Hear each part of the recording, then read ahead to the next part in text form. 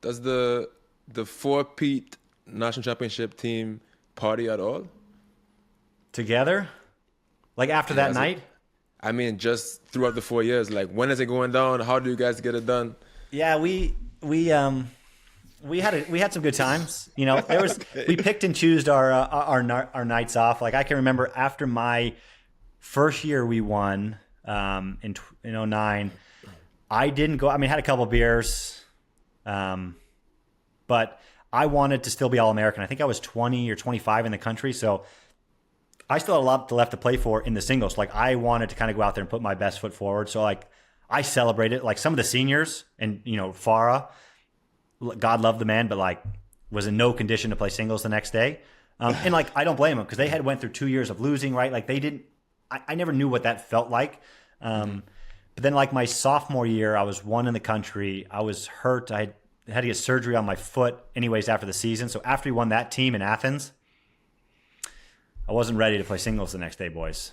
Like, I was the 2 seed, and I did not play well against Ryan Williams in the first round. It was an expeditious, quick exit for me. The Liquor won that round. That was quick. But then, my junior year, I was one in the country. I wanted to win NCAA singles, so I didn't celebrate that big. You have a couple drinks with the guys. It's such a great accomplishment. And then my last year, we got home. We flew home the team, we didn't party too hard. I didn't. I wanted to win singles again because that was like, now that we had accomplished this four-peat, all I wanted to do was win singles. But once we got home, I was off. Like I had a stress fracture in my shin during those couple of weeks. So, like I took the next 7 weeks off. So I got after it pretty good around campus. Was still had a little bit of pull around there as a guy. All right. Being successful on campus. Missed a couple important meetings, unfortunately, in the mornings. You got to bet on yourself. Yeah, that's all right. You look back, you got a few regrets. Probably should have gone to those like board of trustees meetings at SC back in the day and like taken my glory walk. But I missed them. They shouldn't have been at 8 a.m. Yeah, that's a bad time for. That's just poor scheduling. That's all that is. Bad time after socializing. Yeah, that's on them. That's on them. Last thing on the college thing. I've been on teams where the preaching from the coach is a lot of the rah-rah, like everybody needs to be loud and we push together and they support each other, all this stuff. Then I've also seen teams that are unreal and it's not like that.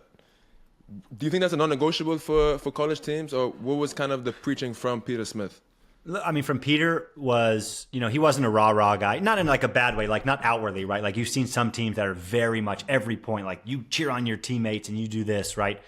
His message was always, we are a team, we are a family. You go out and you fight for the guy next to you, right? Like that is your job. And if you guys lose, that's fine. But you go down swinging. You put your best foot forward. And luckily for him, during my time, he had great guys on the team that would then go to the team, right?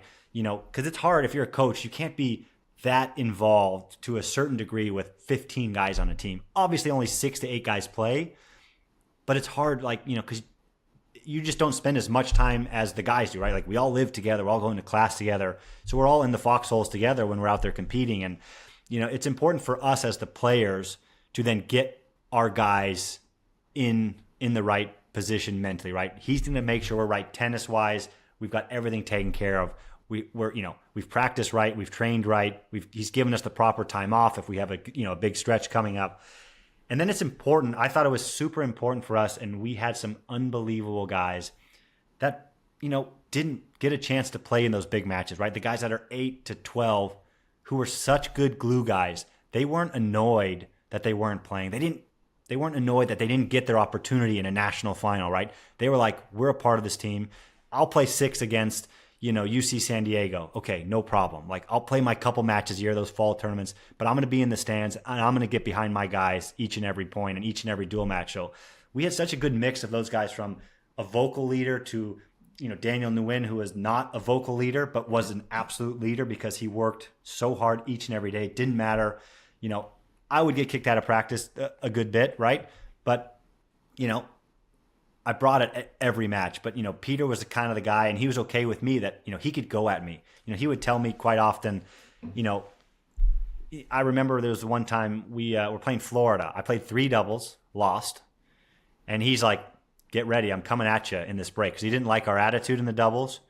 And, we had been on, it's like a long trip for us. We played 3 matches. He goes, I'm coming at you. We can talk about it later, but I need you to take it. I'm like, fuck, man. All right. Like, no problem. So he's gotten the team, we lose the doubles point, and it's like, he's ripping me. He's like, you think you're better than this? You're playing pro tennis. We let you go do these things. And you come out here and your attitude's like this, yada, yada. I'm just like, fuck, yeah, you're right. Like, that's bullshit. Like, I got to be better, And then, we go out and we win 4-3, right? I win the clinching match at 3-all. And it's like, okay, like, we're going to be okay. But you've got to have those guys who are able to take some criticism, because that just helps the team, right? Like, we all have this one goal. We all want to do it. And it's not every day is going to be beautiful, right? Like, you're going to have bad days. Like, that's inevitable. But it's having all those guys working together, just playing for that guy to the right of you and to the left of you, each and every one of those points. Yeah, it's funny. Because when we played USC a few times in college, we pull up to the courts and these guys are doing yoga and breathing and all kind of shit. It's like, it changed a little after my time. Changed a little after my time. What's going on out here? I don't necessarily agree with all the changes, but just a different group of guys that did their group thing. And I remember, because I'd go back and I'm like, what the hell is going on? Like, but it's so also completely different, right? There's so much turnover. And the leaders of the team will lead the best way possible. And that's the coach's job to kind of, not everybody's going to be the same, right? Like, you got to find ways to deal with me as you would with somebody else. So it definitely shifted, right? For sure. Yeah. Brandon, but that's the same thing. Like Brandon Holt, exactly. Like, he's after me. He's playing in, during, COVID-ish. Like, he wasn't a guy that was a big rah-rah guy. He was out there. He did his business. He went about his business. And that's just the way he was. Like, I was fiery out there. Like, I would yell at guys across the net. I would yell at the other coaches and tell them, probably things I regret now. But that was me. Like, that's how I got my juices going. And not everybody's that way, and that's okay. Thanks for watching this clip. If you want to watch the full episode, the link is in the description down below.